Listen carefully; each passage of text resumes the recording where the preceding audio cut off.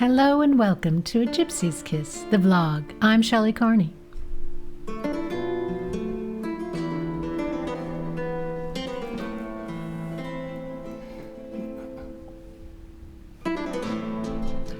And I'm Toby Unit. Stick with us a couple of seconds and we'll talk to you about how far a dying man would travel to hide his own treasure.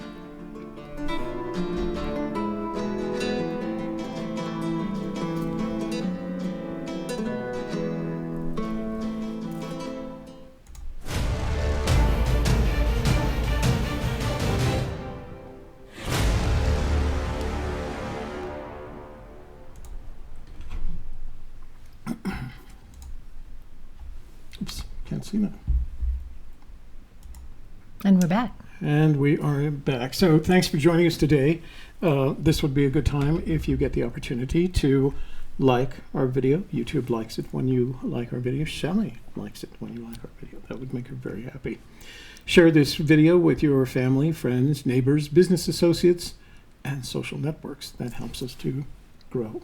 And then finally, if you're not already a subscriber, this would be a good time to subscribe. And when you see that notifications bell, click on that notifications bell. And what will happen is from that point forward, every time we launch a new video or launch a new live stream, you will be immediately informed. And there is nothing better than being in the know. So, I'm handling my own. Housekeeping, you want Taos?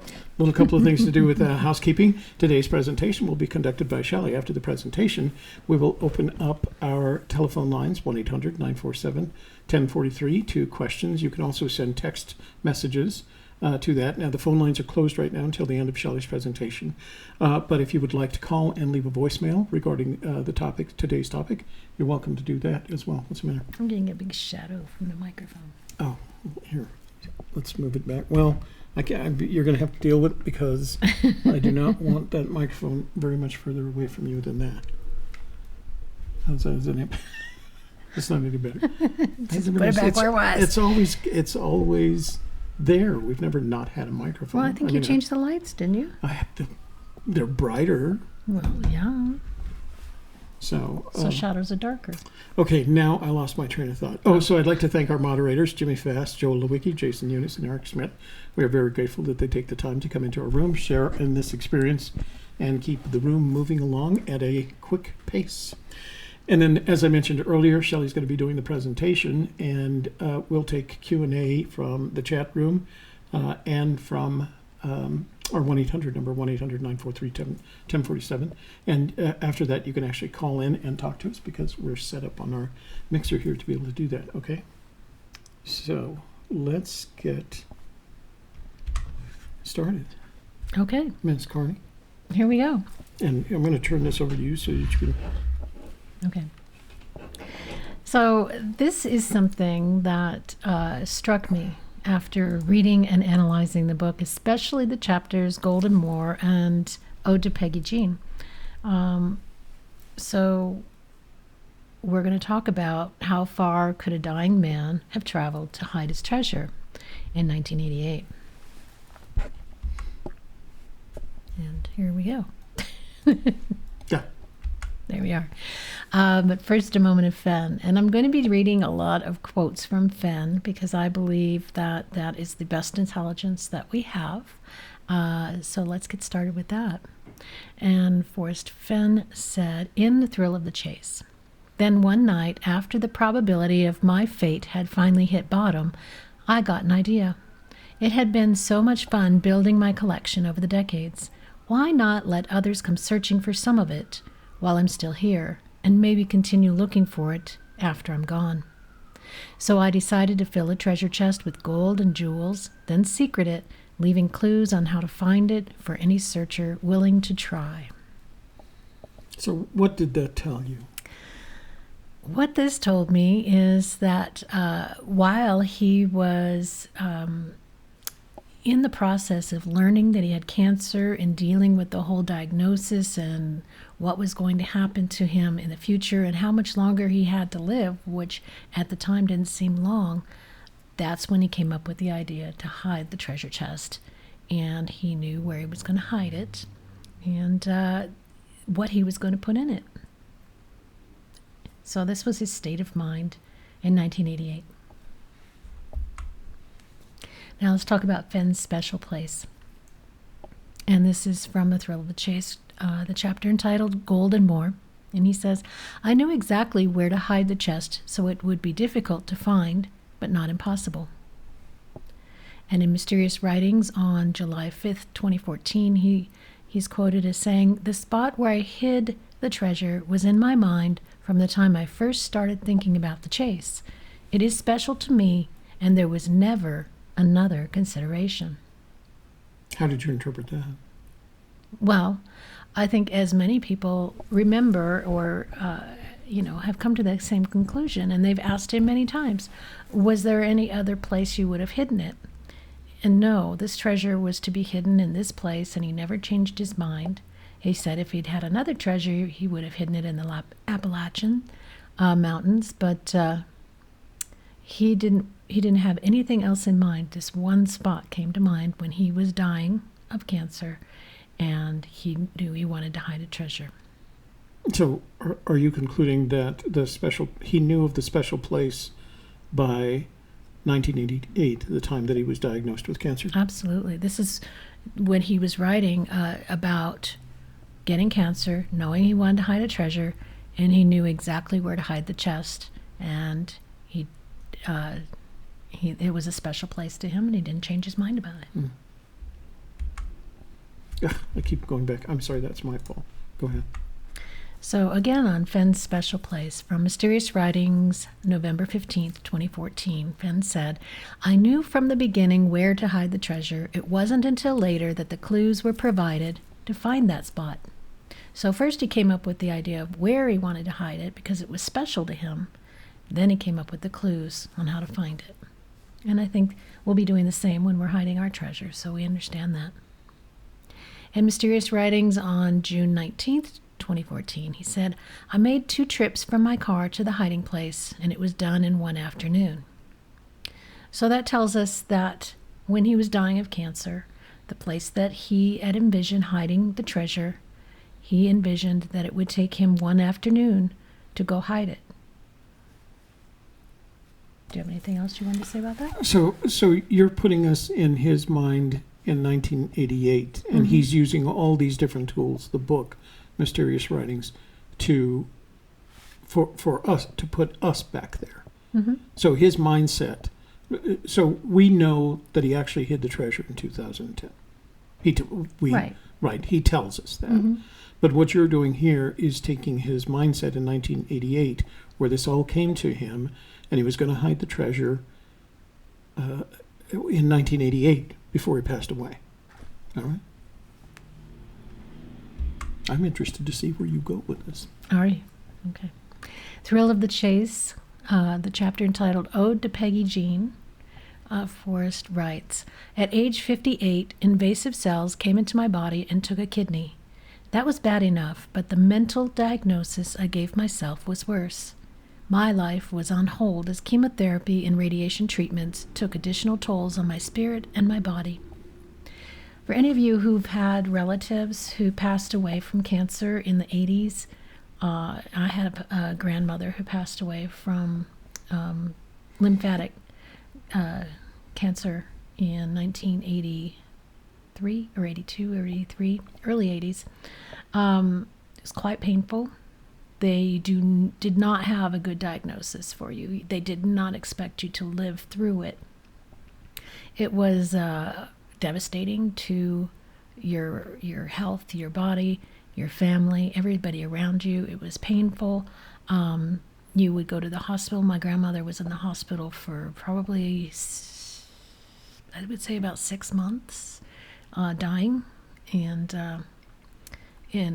she just wasted away, and it was very sad. And this is the picture that you got in the 80s when you heard somebody has cancer in your family or your friends, or yourself in Forrest's case.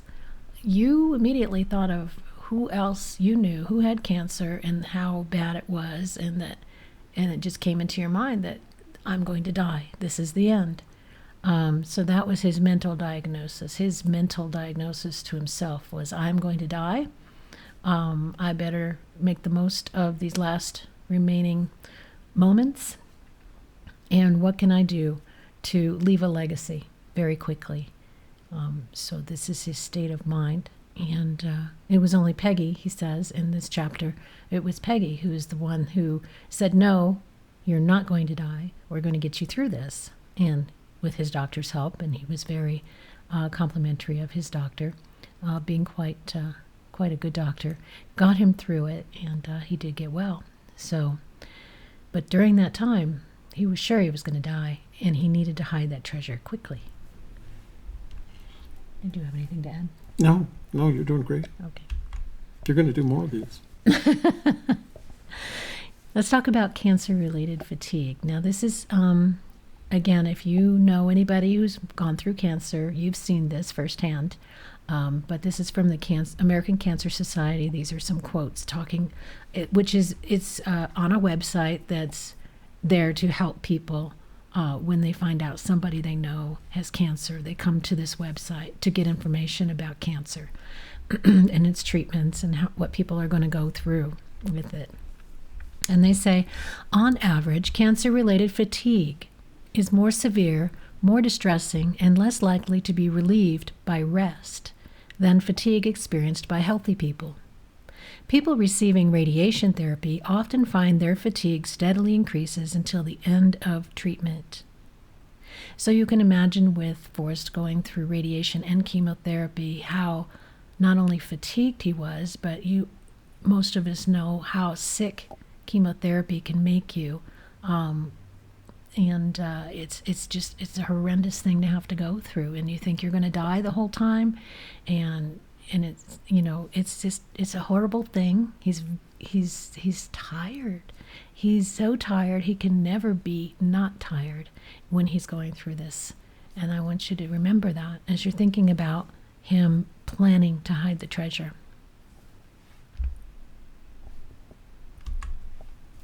And of course, there's the emotional toll that it takes when you're recovering from any disease like this. Cancer can be very unpredictable. Someone with cancer can feel good one day and terrible the next. Expect that they will have good days and bad days. Learning to live with uncertainty is part of learning to live with cancer. And this is actually recent, right? This isn't a recent website telling us this. So they had to learn that themselves as they were going through it, as your family's there with you. But you learn pretty quickly that some days you wake up and you feel like you're going to die, and it's horrible, and you're exhausted, and you can't go another day. And then other days you wake up and you're like, I feel pretty good. I'm going to get out of bed and I'm going to walk around the block and I'm going to do what I can do because I don't know when I'm going to feel good again. And this is the mentality that you come up with whenever you're recovering from a disease like this, where you can have good days and bad days. As soon as you have a good day, you do everything you can that day so that you make the best use of the time you have left. So I think this is important for two reasons. Number one, it actually takes up space in the book, in the Ode to Peggy Jean. He thinks about his emotional state and how much of that emotional state is related to the fact, A, that he has cancer, and B, that he's going through the various treatments that the medical profession provided at that time. And like you said, there's days where you feel great and days where you don't feel so great. I just want to stay in bed. And there was a point he was just 58. So he was still a healthy middle-aged man. At some point he realizes there's something wrong. And then he starts the treatment. It becomes more debilitating. And he has those good days and he has those bad days. If one assumes that he's 100% at age 58, right? 100% physiologically speaking at age 58, and then he discovers he's diagnosed with cancer, and then he starts the treatment. He has good days and bad days. How many of those good days are days that he's back to 100% at age 58? Even the good days aren't? No, I wouldn't think he would be 100% even on the good days until he was completely through the treatment.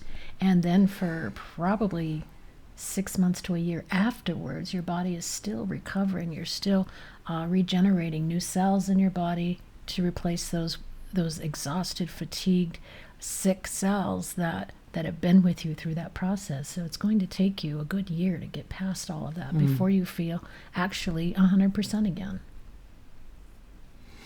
And I'm just, going by other diseases, and I haven't actually had cancer, so I haven't had to live through that, and I hope I never do, and I hope nobody ever does, but it is a very debilitating disease, and and the treatments and the recovery take a long time. And then you've got that fear the rest of your life that it could come back. When you consider the difference, I mean, that was 30 years ago. You start gaining confidence that maybe you won't have to deal with that again, that it was a, one-time situation that you can put behind you. Mm-hmm. This is much the same that you did with your heart attack, I'm sure. I did, yeah. Yeah. 20 years. Yeah. Okay, let's move on. So this quote comes from Forrest Fenn at Moby Dickens, and he says, "And my plan was if I was going to die of cancer, they said I had a 1 in 5 chance of living 3 years. They told me I had a year probably anyway, so I decided I knew where I was going to hide the treasure chest. I told myself with my last gasping breath, I was going to go out there and fling myself on top of that treasure chest and let my bones go back to the dirt. It was a great plan. The trouble with it was that I got well and ruined the story." Now, we've all heard him say this on the Moby Dickens video, and I think it's very telling that that he gives us his state of mind again and again every time he talks about the treasure to a new crowd. He always brings up the fact that he came up with the idea when he had cancer, and how we can remember and realize how sick he was when he had that. He knew where he was going to hide the treasure, and with his last gasping breath, I mean, he's referring to when, again, not in this particular quote, but in other quotes, he refers to his doing what his father did, taking those pills and dying on the chest, as he knows that he's never going to recover. Then he would go, and he would be very sick and weak if he knew that he wasn't going to recover and he was still dying of cancer. He would go throw himself on the chest and then die there. So he knew what that would be like because his father died the same way. What I think is interesting for me is that in my mind, and I assume in other searchers' mind, there's a tendency to link the period where you tend to make all the stories that he's told about the treasure, the stories of 1988, the stories, I'm popping in my microphone, let me just say, the stories from 1988, the stories in 1990 where he started sharing it with people, the stories in 2009, 2010 where he claims he hid the treasure. And I think what happens is you integrate all of those stories so that when you tell the story, he got sick. There are people who you will tell the story to and you say, well, he got sick with cancer, and during that period he recovered and built it, in the process of recovering he built a treasure and then he hid it. And if you tell the story that way, it sounds like that all happened in a compressed period, when in reality that was a period of 22 years. And I think that's the distinction you're trying to make here. That when all this was happening, as you take each of these quotes are talking not about 2010 when he hid the treasure. They're talking about 1988 when he was planning to hide the treasure, thinking, believing, deeply believing that he had a very short life ahead of him. Mm-hmm. Mm-hmm. He talks a lot about the shortness of time, the lack of time that he has in the last few chapters of The Thrill of the Chase. I'm going to start making that distinction. I have probably not done a good job of making the distinction between the plan and when it occurred, the evolution of the plan, the writing of the poem, et cetera, and the actual implementation of the plan in 2010. Mm-hmm. I think we all have a tendency to do that. Mm-hmm. So let's look at the 5th stanza of the poem now. So why is it that I must go and leave my trove for all to seek? The answers I already know. I've done it tired, and now I'm weak. And of course, when you're dying of cancer, you are tired, you're fatigued, you're weak, and you're just about to die. So keep that in mind, that he felt like that's how he was going to be when he was hiding the treasure. Now, how far and how far is too far to walk when you're dying? So here are our assumptions. Forrest Fenn decided to hide a treasure during the time he was going through cancer treatment.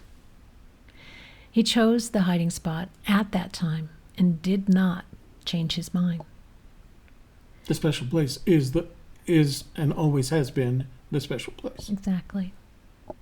Due to his unpredictable health status at that time, he could not travel long distances or for periods lasting more than one day because, like I said, you never know when you're going to have a good day or a bad day until you wake up and then you find out. So think about him traveling to, say, Cody or the Yellowstone area when he was sick and dying with cancer, and he gets halfway there and then he can't go on, or he gets there and he can't go out and hide a treasure because he's too sick and he can't get out of bed that day, the day that he planned to go. So with unpredictable health, you don't go far from home. And he hid the treasure in one afternoon. And here are our conclusions. Forrest Fenn hid the treasure chest in New Mexico during a short day trip from his home. It is buried. It is not buried. It is not buried. It is hidden. It is a short distance, half a mile or less, from where he parked his car to walk to the hiding spot. Now, why do we say these things? Well, Forrest Fenn hid the treasure chest in New Mexico during a short day trip from his home. Makes sense because if you were dying of cancer, people would worry about you going very far away from home, and they would be keeping an eye on you very closely. You might get away with saying, I'm going to lunch with a friend and I'll be back in the evening. I have my phone. Don't worry about me. Well, he didn't have a phone at the time, did he? Like in 1888, they don't have cell phones so much. But he did get out, I'm sure, for afternoons, walking and maybe for lunch or going to a treatment. And his wife would be okay with that and not worry too much about him if he was gone for one afternoon. But any longer than that, and I think she would put her foot down and said, no, you're not well enough to do that yet. It is not buried, it is hidden. Well, if he was going to hide a treasure when he was weak and tired, he would not have the strength to dig, especially in New Mexico. If you've ever tried to dig a hole in New Mexico, Caliche. it's that dirt is like cement. It's hard. So no, he would not dig a hole. He would hide it. What about those bells? Well, the bells weren't even conceived of until the 2000s. He started making them, and at that point he was well again and could have the strength to bury them. And the last one, it's a short distance from where he parked his car to the hiding spot because, again, he was weak and tired, and he knew he couldn't travel that far carrying that heavy load, so it had to be pretty close to where he could park his car. So what about the people that say, well, he didn't hide the treasure in 1988. He hid the treasure in 2010 when he was well, and he could have traveled anywhere. He didn't change his mind on where he wanted to hide the treasure. He tells us that. No, I picked out a special place that was special to me, and I never changed my mind. I put it where I had planned to put it. So the implication of what you're saying is that even if his special place had been in, for example, Wyoming, in 1988, he couldn't have traveled there. Not in the health that he was in, no. In that state of health, you do not go far from home. You're in treatments. You need to rest. Your family is constantly worried about you. there's just no way he could have gotten out for that long and been okay and been by himself and been, okay enough to get it accomplished. Are we at the end of our slides? You tell me. Oh, I just did it again. Sorry. Okay, I go. think that's it. Okay, so do me a favor, scroll back, because Paul Ammons gave you a, right there. So before I do this, why don't you answer his question? All right. So Paul Ammons, with his super chat, thank you, Paul, asks this question: could his special place be where he went alone as a youth to think, cry, have peace, talk to his higher hand, etc.? Maybe it was his church, not so much a beautiful place as we see it, but beautiful as his spirit sees it. And I think you mean the church that would be local to him, rather than a specific church, but just a church. I think that's what you're saying here, because he wouldn't have gone, of course, all the way back to Temple, Texas, but he may have had a church where he lived in Santa Fe. The thing is, he tells us he's not religious. He says he's spiritual but not religious, which basically says to me he's not a, active church-going person. He doesn't have, he doesn't identify with a church community as such. So I believe his meditations that he did in the morning was what was spiritual to him, rather than having to go to a place like a church where there may be biddies who say mean things about him at the church picnic. I think that turned him off when he was a child. So I can't confirm or deny this particular accusation. You're starting to sound I like can me. only assume that from what he said when he said he's not religious, that means he's not invested in religion. He's more of a spiritual person, and he takes his faith as a personal thing rather than a thing that he takes into a community like that. Well, I think the other thing that Paul brings up is that he did this as a child. I think Shelley's position, and correct me if I'm wrong here, it sounded to me like Shelley's position on the matter is that his special place was the result of the time that he spent in New Mexico. Because he knew it had to be close, because he was sick when all this happened. I kind of wonder now if the special place was actually that special prior to 1988. It might have been a special place in the sense that he was the only one aware of it, but it takes on a whole different set of dimensions when in 1988 he is diagnosed with cancer. Not only that does it become a place where he experienced whatever he experienced, where there was just a moment of, enlightenment, but now it was the place where he was going to die. And so Shelley's, it sounds to me, and correct me if I'm wrong, it sounds to me like that's something that all happened during the period that he was in New Mexico, that there might very well have been. We have no reason to believe that he had spent any time in New Mexico. We have reason to believe that he spent time in Temple, Texas, as a child, in Temple and in Yellowstone. And he may very well have had places there that had this inner spiritual effect or importance to him. But I think the point that Shelley's making is that if you package this all up in the context of dealing with a diagnosis of cancer, it changes the dimensions. There is no traveling back in time to where he was as a child, and there is no traveling back in place to where he was as a child. At that point, with a diagnosis of cancer, you're going to go to the place that's special, that's within the distance of what the diagnosis of cancer enables. Yeah. Mm-hmm. Exactly.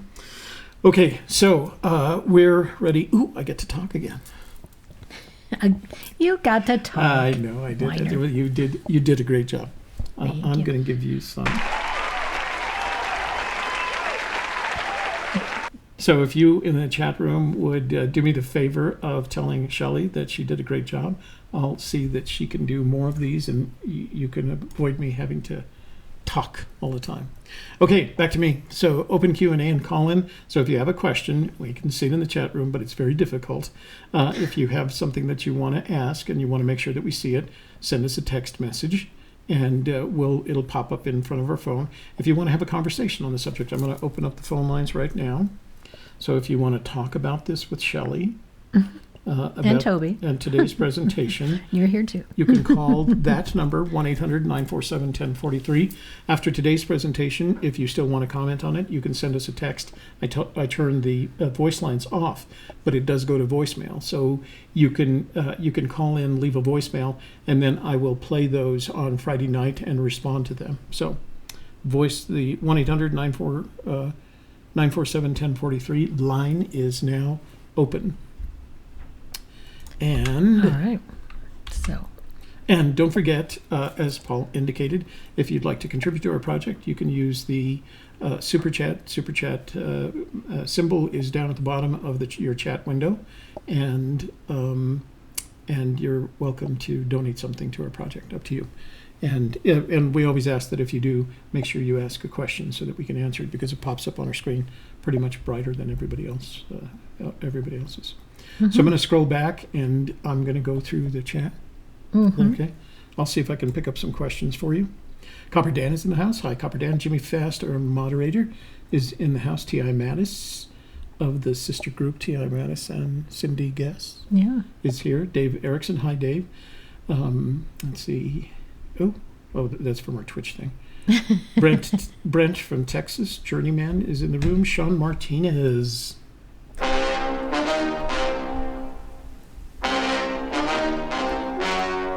We have a couple in Facebook. Oh, okay. So saying hi. In our Facebook live stream, Chris Bischoff is there. Hi, Chris. Janet Landgaard's giving us a thumbs up. Charles Adams West is watching. I like the way it says, like, oh, that's interesting. Elizabeth Pixie Townsend is there. Elizabeth, I haven't found a theme for you yet, but I'm looking. Alan Kelly in his room. Alan, my favorite friend from Norton Software. Jason Dent's over on the Facebook side saying, I'm glad to see Shelley and Toby. And that's everybody on the Facebook side. Bill Kaiser from North Carolina is in the room. Let's see who else. Shadilay. Shadilay. Let's see. Steve Rempel. BJ Shambly is in the room. Hi, guys. William Ortiz, my favorite. Ortiz? Well, yeah, my favorite Ortiz, that's funny. Patricia Marin, buenos dias. Let's see. Hot Rod Mav, hey, AGK, he's in the room. Gary Sandberg, hello from Seattle. Rick Plank from Cincinnati. Totally Not Mitzi. I'm assuming maybe else. Totally Not Mitzi, that's absolutely correct. It's all about civil conversation. And I'm okay with civil conversation, so. Let's see, who else? Davio 22 is in the room.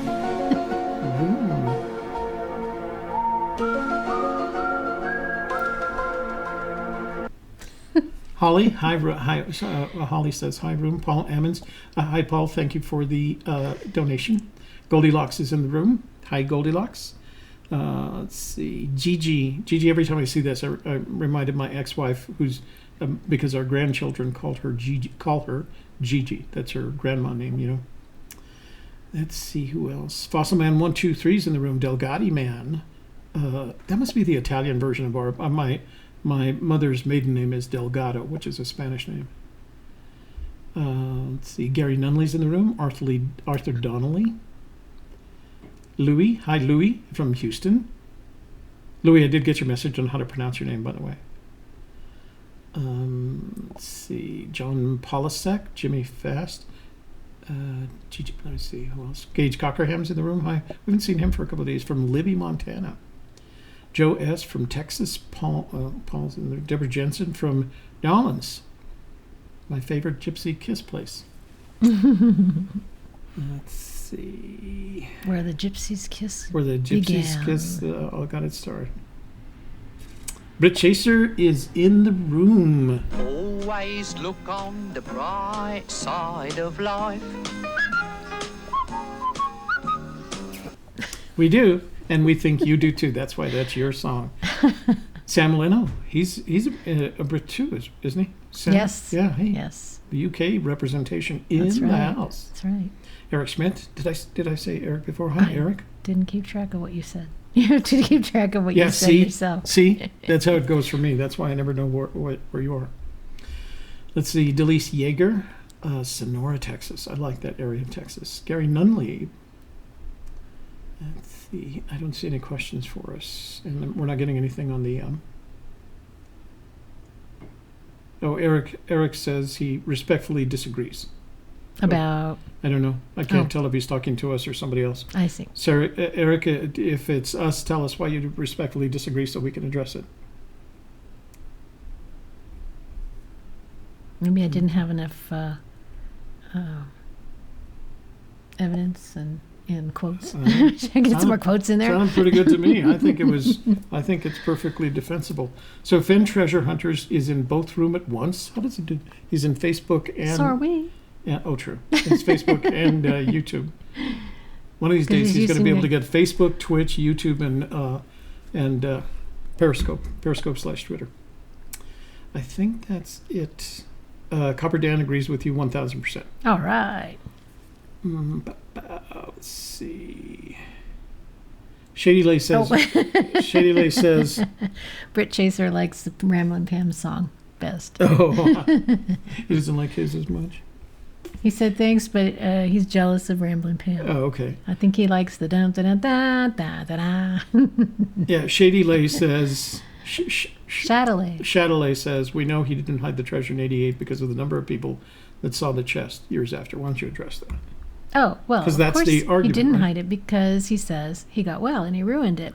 But he also tells us he never changed his mind about that special place that he wanted to hide the treasure. And when he did go hide it, that's where he put it. So Paul Hammond says AGK Church was an analogy. It's in the woods. Yeah. Oh, okay. In New Mexico. It's in the woods. Yeah, that makes sense.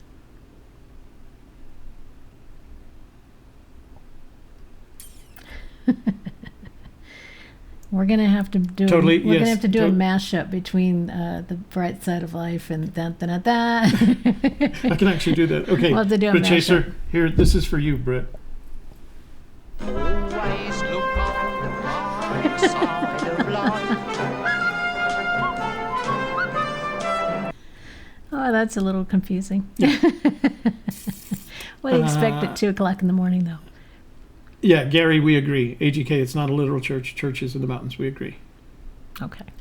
Okay. I think that...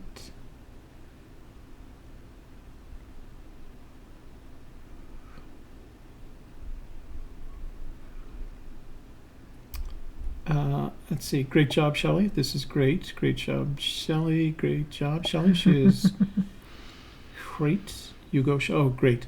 Shelley, you did a great job. She did, didn't she, guys? Gypsy's Kiss, great job, Shelley. I think there'll be more of you leading the vlogs. Yeah.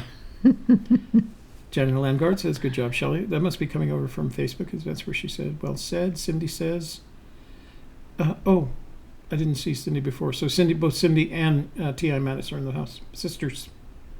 Davia wants more. Doesn't want me doing these things. He wants you doing them. Well, So from now on, you have to do them.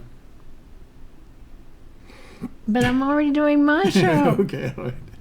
Guys, she already has 4 presentations a week between the softer side. I get off easy. I only have 1 to do. Shelley has 3 because she's got, or 4. She's got 2 for the softer side and 2 for a Gypsy's Kiss. So, Steve Hyatt says, great job. Davia says, love it. Fossil Man says, AGK, Fossil Man 123, AGK, my thinking is it's not far off the trail. We agree with you. Jimmy Fast said something that Eric usually says, so I don't know what. Let's see. Mr. Weir says, 1951 says, great, well done, Shelley, even though I was late. Steve Rampel says, AGK, great presentation, Shelley. I enjoy both of your opinions. Well done.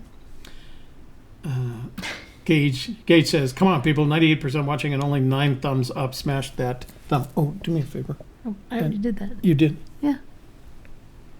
Okay. See? Thank you. So Forrest Fenn, Jimmy Fast, I do it all. is Forrest Fenn in the house? I don't know. I don't know. But if he is, he can always write in and say stuff. Let's see. So if there are any of these research areas of research that you're interested in us looking at, let us know. So Leanne says nice things. she's new. I haven't seen that name before. Yeah. Leanne Minoka. AGK Shelley did an awesome job. What I love about Shelley is that she thinks logically and spiritually. And who doesn't love to hear that voice of hers? So Leanne is another one of my names. So Nice. Are you writing that to yourself? You're writing those things in. Let's see. AGK, on a timeline of where Mr. Fenn lived, he would have had to have selected the special place before he came down with cancer. That is true. But considering that he was in New Mexico from 1972 and from 1972 on, and that he was diagnosed with cancer in 1988, that would have given him 16 years to discover a special place in New Mexico. Mm-hmm. But he didn't decide to hide the treasure until he got cancer. Right. Fenn Treasure Hunters. AGK, Shelley, you created a monster. A monster? Yeah, because now you're going to have to do all of these. It was so Oh. good. Let's see. So I'm good kids. They're not monsters. Yeah. I have monster babies. And now apparently monster Somebody man tried to babies call too. my daughter a little monster one time. Boy, I never Did saw you that write it? person ever again. She was out of my life for good at that I point. don't know. See, Gigi Don't call my responds to me. babies. I wonder if, Gigi, is your first name Laura and were we married for 22 years?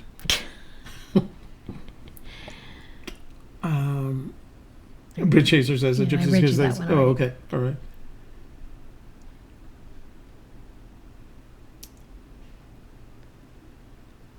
Cindy, AGK, I love your summation, meaning you, I love your summation that he would have been weak at the time he was thinking of all of this, but now I'm weak. Yeah, it kind of fits. It makes that fifth stanza in the poem, kind of makes sense now when you think of it in that context, the context of the difference in time between 1988, when he was thinking about all this, and he was sick, and 2010, when he hid that treasure. And Leanne, in the book, he tells us, she says, AGK, was Fenn going to write a poem in 1988? In the book, he tells us that he started putting the treasure together and he knew he was going to write clues to find it. I don't know when he decided to make it into a poem rather than just writing clues or drawing a treasure map or anything like that. He doesn't really go into when he decided to make a poem and start writing it. And he just says it took him 15 years to write it.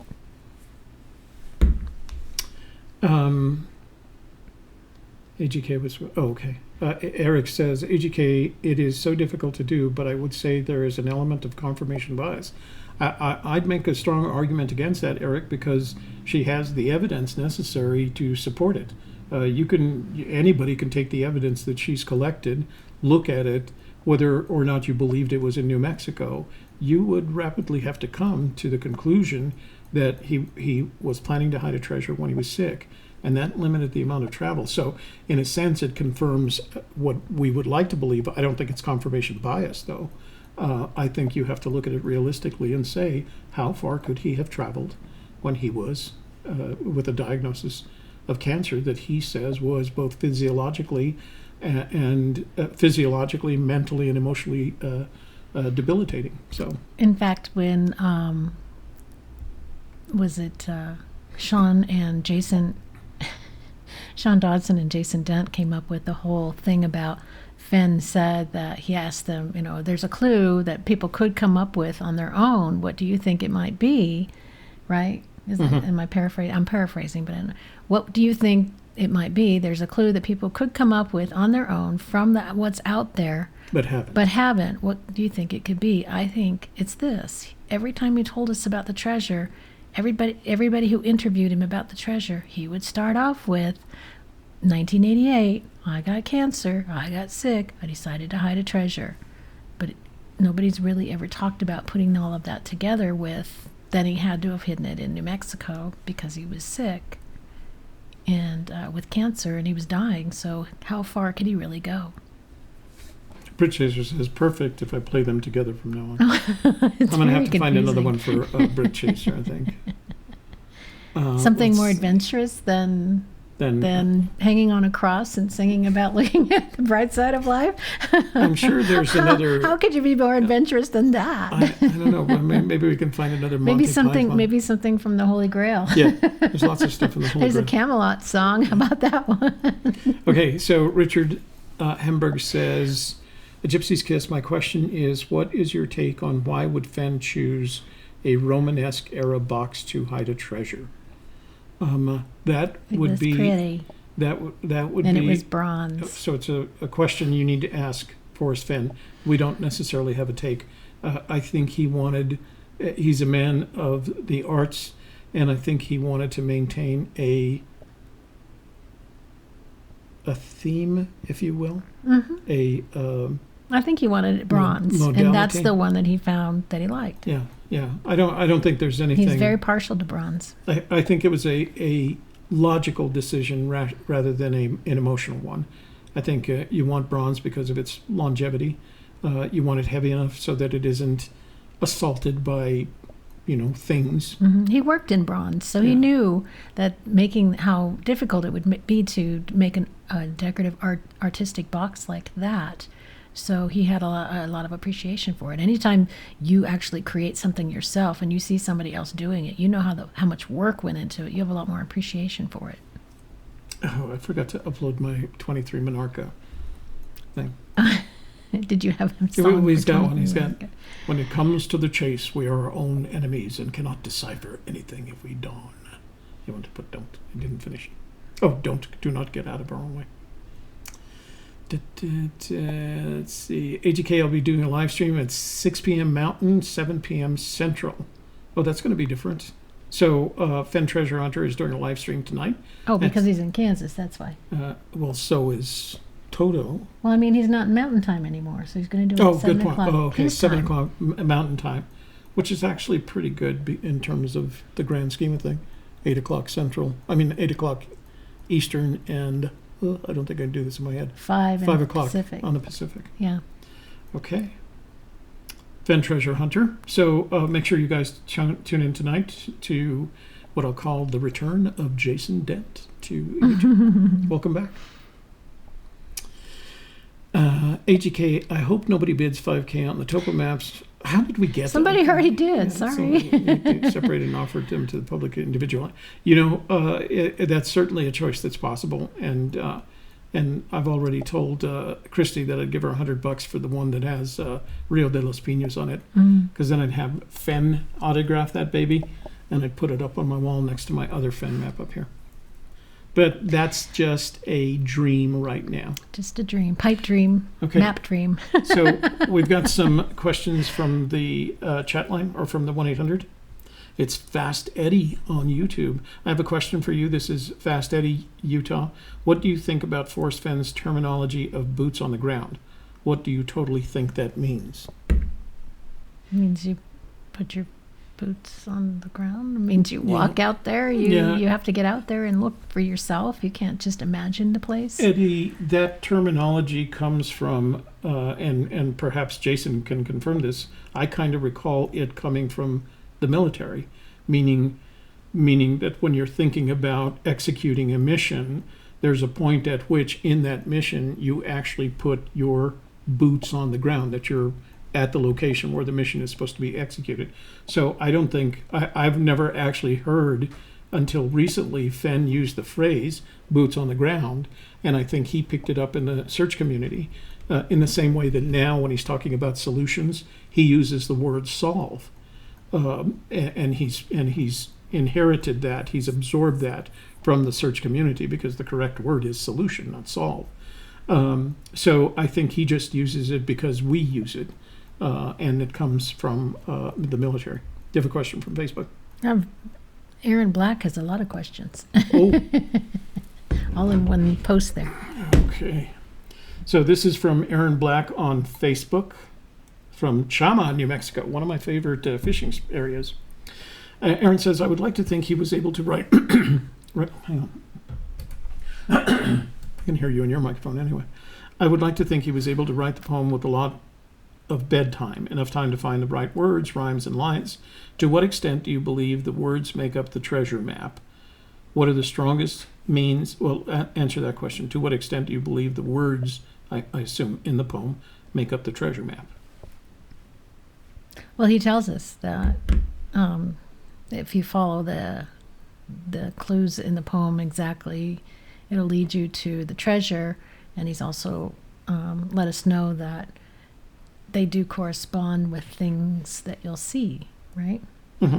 So they're very concrete if you can figure out what they are. What they but it would represent. be like asking a child with a vivid imagination to tell you where something is located, and they tell you about how their imaginary friend took them on a trip to a secret garden, and you know, it happened to be the playground next door. Well, you wouldn't know that if you didn't know that child really well. So that's the challenge, figuring out Forrest, as Sean Martinez is trying to do, figuring out what those clues point to. So Well, we don't doubt that you could identify on some map, likely a high resolution one, the locations of each of the clues. We don't think you need to identify it on the map. We think you need a map to find the first two. And then after that, because in our solution, the clues are close enough so that you can navigate your way from one to the next. So yeah, you could use a map to do that, but if your area is, as Shelley suggests, a half mile from where you put boots on the ground to the point that you are opening the treasure chest, then it's more about what you can see and interpret with your eyes than it is what you see on a map. The map is necessary for the first two clues. He also asks, what are the strongest means of hiding clues in a few rhymes and words? It's actually the combination of a metaphor and a riddle, which is what he's done. there was also a question up here. If you finish that one about the RV. Monica Critchlow says, Forrest enjoyed camping. Is that correct? Did he have an RV? I don't think he's ever mentioned owning an RV. I don't recall ever seeing a picture with him associated with an RV. I think I get a sense he was like me when he was younger. He liked staying in the outdoors, using a tent. And then as he got older, it was all about the comforts of the nearest hotel. So, Teaching. oh, who's that from? William Ortiz. Oh, thank you, William. He says he posted the question in the chat, so we have to look for Oh. William Ortiz somewhere. Oh, here it is. So William Ortiz asks, AGK, with the understanding of where he wanted to hide the treasure, and he could throw himself on it, so does that mean it's out in the open, and how does this logic fit with hidden? You want me to address it? Well, and then it's and I'm sure, William, that you have been out in the woods, in the forest, and you know that when you're surrounded with trees and hills, you can't see that far ahead of you. So even if you're out in the open, it's, like we would be driving down the road in Cimarron, and we could have walked, 100 50 feet. 100 feet, 50, 100 feet to either side, and been in a wholly different environment that from what you could see from the road. And I think you have to imagine, again, I'm going to go back to this period of 1988 where he's dealing with the physiological, mental and spiritual conditions associated with cancer, with a diagnosis of cancer. So let's create this scenario. So, and this is the 1988 scenario. He knows where his special place is. He's put together this treasure. He didn't have the time to think about it. It wasn't as evolved a solution for him. He's put together a poem so that when people find the poem, they can eventually find their treasure. And he's going to put the treasure down in a place that's special to him. And then he's going to throw himself upon it, which is how he described it at Moby Dickens. I don't think a person who's dealing with the physiology that he was dealing with at that point in time is going to throw themselves at anything what he's going to do is he's going to put the treasure in some sort of niche, and then the niche has to be big enough so that he can lay down next to the treasure and die. And it has to be in the kind of niche that is not going to be stumbled upon. So I think he can do all of that without necessarily throwing himself at the treasure, just laying down. I imagine what I would do in that situation. I would put the treasure down, and I would take the pills that I had brought with me, if that's how I was going to do it, and slug it down with with some Jack Daniels, and then I would lay down. I would calmly lay down and think about my life. I'm not going to throw myself at anything, and it would be in a place that I was. Because then you'd be in pain again. Yeah. And it would be in a place where I was comfortable, that I would not be stumbled upon, that somebody would have to find that poem, and then of course what I would start thinking about is, oh damn it, I left a trail. They're gonna find me, and et cetera, et cetera. So there's But a you'd be couple dead of by things. then, so you wouldn't care. Yeah. So there's a couple of things. When we think he refers to the special place, we think the special place is an area, right? It's if you've ever stood in a tree, in a grove of blue spruce and other coniferous trees, and you're above a little river, and you look down, and there's the green grasses and the brown trout sitting there waiting for their food to come from upstream, and you look around and you say to yourself, this is a really special place. I have places like that. I'll bet you have places like that. And so the special place to us is an area. It's a place where it exudes. It causes you to exude feelings about that area.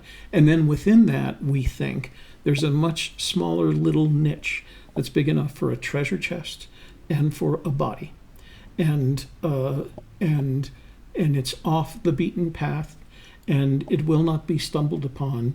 But I think when you're in the special place, when I think of special places, I don't think of caves, right?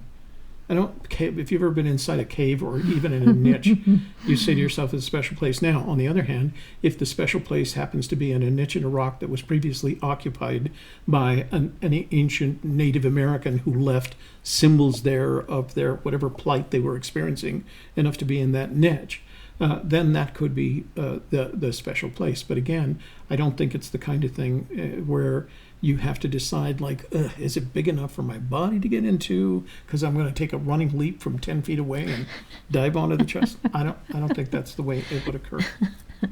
How much was this? $19.99. Okay, we gave you $19.99 worth of answer there. Okay, let me go back to the. Did we answer boots on the ground? Yes. Okay, so I got another chest. This is from 507. Remember, guys, if you're going to send us a text message, at least use your first name and your the state from which you are writing. Hi, AGK. Do we know why he chose 2010 to hide the treasure? Maybe that's somebody from Facebook? No, I saw it here too. Oh, it's Copper Dan. Oh, okay. Copper Dan. Asked that question in the chat. Okay. So maybe that's Copper Dan. I think the correct answer, I guess we'd have to ask him that. And I think the correct answer was because he was ready, because everything had come together, because he had the poem, the treasure was ready to put into place, and he had written the book. He had taken the time to write the book, because if you look at that period, we did a video early last year on the timeline from 1972 to 2018. And if you look at the period after from 2000 to 2010, he was very busy. He had written 5 or 6 other books in that period of time. And so I think what he was trying to do, he wanted to write the book on San Lazaro. And if you look at all of that, he was busy up until 2010. Before that, he was trying to find somebody in the 1990s, he was trying to find somebody to write his memoir. He was trying to do other things. He had closed down his business. That you don't do that in a day. It takes time. And he was trying to readjust to the fact that he was now effectively retired and had other things to do with his life. And so I think the reason 2010 was selected was nothing more than everything converged at that point. The book was written, the poem was written, the treasure had been refined, to the extent that he had exactly what he wanted in that. The pictures were taken. 2010 was just time to do it. And he was 80. Why not do it 80 like Eric Sloan would have done? Mm-hmm. So that's what we think. So Leanne says, I thought I read on Terry Scant something about him wanting to go out to the desert and die. Those weren't Forrest's words. I think that was written by another person who was either asking Forrest a question and was saying it in their own words. I also saw it on Wolf, on his... I know who you're talking about. Yeah. I also saw it on a somebody else's website, but it was their words. It wasn't Forrest's words. So if you find, go ahead and go back to Terry Scant and just type in desert, and all the occurrences of desert will pop up, and then you can make sure if that is something that Forrest said. And I don't think that it was. Brit Chaser wants a Back to the Future thing. Yeah. Okay. I don't know that song, but Yeah, well, gonna get back in time, something like that. So David Stevenson says, didn't he hide it after he was well? Yeah, he did, David. He did it in 2010. But all the planning that we're talking about was done in 1988 when he thought he was dying from cancer, and he was going to hide the treasure then. He even in Moby Dickens, he says, I spoiled the story by getting well. And many people have asked him, did you change your mind then? And he's always said, no. Yeah. The place I picked out was always the place where I was going to hide it. And you can look that up on his quotes in Terry Scant as well if you want. There are many quotes on that. That's what Cindy responds. Cindy says he hid it when he was well, but knew/chose the place when he was sick. That's right. Okay, let's see. Let me go back. This one is from...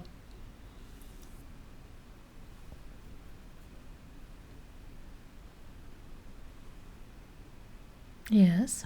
Oh, it's not a question, it's a comment. That was Wally from Nevada was making a comment about the... Let's see, Brit Chaser says, at Gypsy's Kiss, I'm at the point where I'm reading Thrill of the Chase is very loose on the truth, used as a basis for the whole puzzle. I'll explain tomorrow, but the byproduct is hard to decide what is true. Brit, as a storyteller who uses embellishment as a means, as a tool, I get it. I think he is the master of embellishment. And I don't mean that in a way that makes him evil. He doesn't do it to be deceptive. He just likes telling stories, and like all good storytellers, he embellishes them.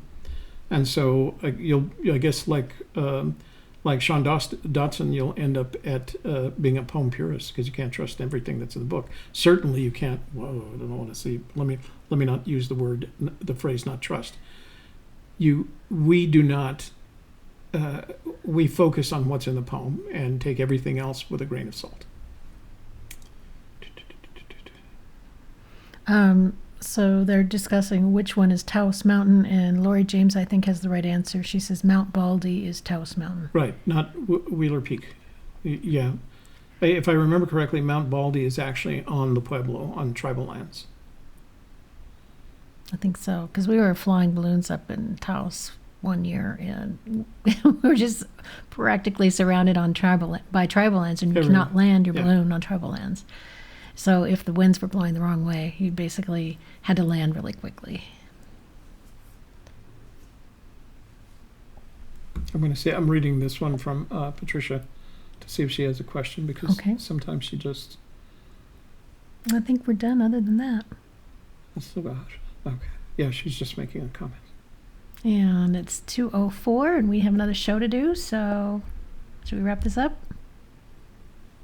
I just need to read one more thing from 23 Monarcha. Okay. The first clue can get you close to the treasure, so when you find clue 2, you will be closer. If you are not, you have the wrong clues. I swear to God, 23 Monarcha, let's do a book together. You just keep saying stuff like that, and I'll type it up, and then we'll turn it into a book and make some money on your stuff. Yeah. Be a fun book like Whose Boat Is This Boat? You are cold. I love that book. Hearted. Let's see. Okay. Julie Smith. One last one. Oh, hang on a second. So I'm getting messages from Dale and Cynthia. Really? Oh, are you on a web No, this email? is I'm on an email chain. Okay, so this blast? is an email from Dale to me, Forrest, K-Pro, Jenny, etc., and it says I posted a page about the auction here.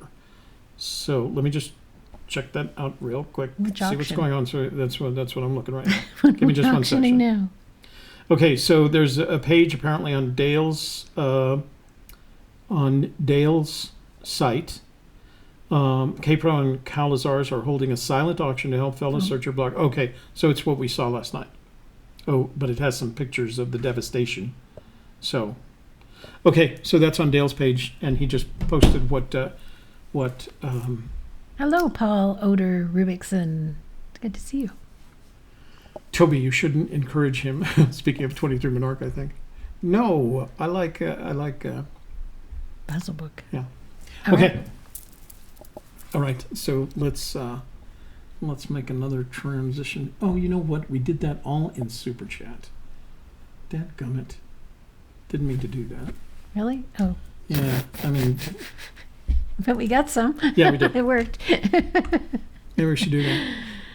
All right. Okay, so so for the rest of the week, tomorrow night at 7 o'clock, we've got a panel.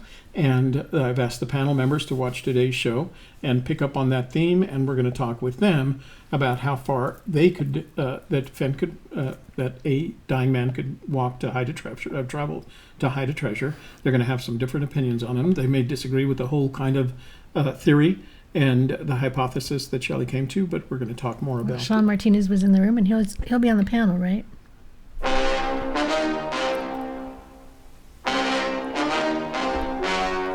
Sean Martinez will definitely be on the panel. All right.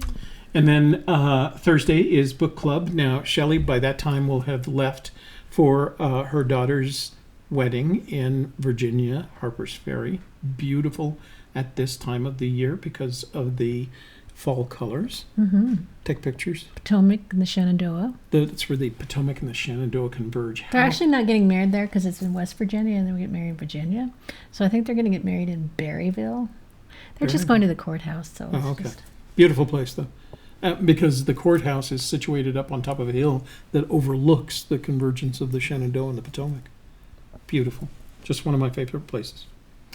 One of my special places. Yeah. I would throw myself. Anyway, Okay. so Okay, tomorrow what was night Wait. is a I'm doing panel. this today. Tomorrow night we have a panel. Well, we're talking about Thursday.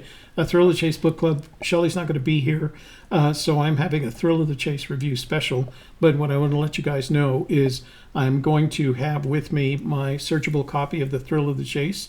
So if you call in, this requires a call in, and ask me a question that I can look up on my searchable copy that isn't crazy, but like you want to know how many times the word window is used, you have to call in. How about the many times the is used? Somebody asked that when I first did this on Chase Chat. One of the guys there literally asked how many times. I can count the number of does. I mean, it's not a big deal. But if you call in and ask a question that I can respond by using my searchable copy of the Thrill of the Chase, we'll do that together, and everybody can benefit by our mutual research. And then on Friday, we have an It's All About You interview. This one is pre-recorded, so we'll upload that on Friday. A gentleman searcher who I think a lot of people know, but he has a really interesting story. So we're going to have him on Friday. And then my favorite time of the week, the Forrest Fenn Friday Fandango with yours truly, where we just open up the lines, baby. We take text, we take calls, we take chat. We play a little bit of music. I just express my opinion, which is Express yourself. So if you want to hear, if you like hearing Toby talk, that would be a good time to show up, because I talk, and even when I'm not getting questions, I talk. So it's like one of those late night radio shows, talk shows, where the subject is the Forrest Fenn treasure. Okay, let's see. So let me switch back to full screen. So I'm going to outro on the music. How many ducks do you need? Just one, I think, Okay, all right. So, or two. all No, right, I'll give you 2, but you got to start right one. away.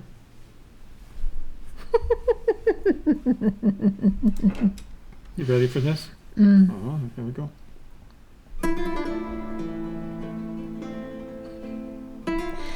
Thank you so much for being here and for all your great questions and comments. We know you have a choice when you watch YouTube, and we're glad that you chose to be with us today. For Gypsy's Kiss, I'm Shelley Carney.